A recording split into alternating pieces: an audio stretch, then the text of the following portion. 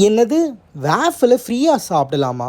ஸ்பாட்டை சொல்கிறேன், நோட் பண்ணிக்கோங்க. இந்த மாதிரி கண்டென்ட்டுக்கு நம்ம பேஜை ஃபாலோ பண்ணிக்கோங்க.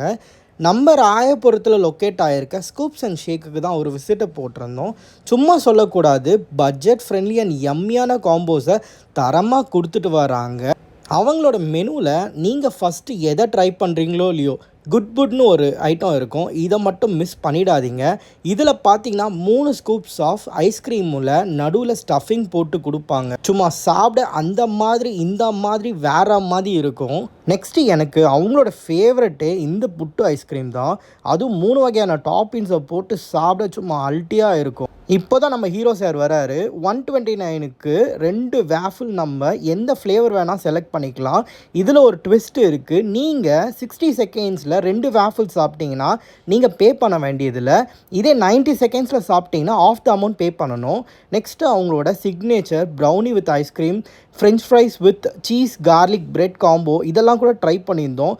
சும்மா எல்லாமே வேறு லெவல் அல்ட்டியாக இருந்தது. நீங்கள் ராயபுரம் சைடு அந்த சைடு வந்தீங்கன்னா கண்டிப்பாக இந்த ஸ்பாட்டை மிஸ் பண்ணிடாதீங்க.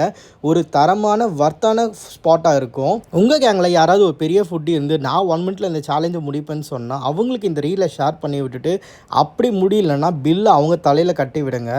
இந்த மாதிரி கண்டென்ட்டுக்கு நம்ம பேஜ் நார்த் மெட்ராஸ் ஃபுட்டியை ஃபாலோ பண்ணிக்கோங்க.